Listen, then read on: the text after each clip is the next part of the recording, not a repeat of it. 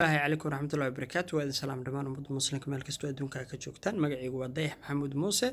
dadku waxay yaqaaniin dayax dalnasho waxaan ahay fanaan Soomaaliyeed waxaan ku noolahay caasimadda Soomaaliya ee Muqdisho oo saldhigaygu yahay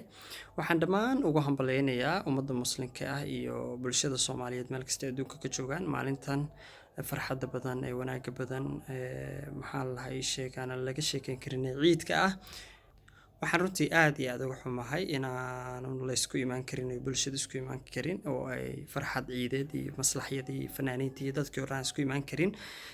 cudurkan jira ee COVID-19 awgiis waxaan bulshada muslimiinta ah iyo bulshada Soomaaliyeed runtii aan ayaguna ku sii boorinayaa inay gurigooda sii joogaan oo ay caafimaadkooda ku dadaalaan oo ay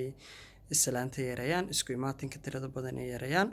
dhammaantiin waxaad leeyahay nabad iyo farxad iyo baraare iyo bashbash iyo barwaaqo ayaan dir wada rajeynayaa alla maanta ayaanta iyo ciida wanaagsan alla maanta ayaanta iyo ciida wanaagsan ilaahi nasiiyay isaga kuwabaale way ahaatay maanta si wanaagsan u ciida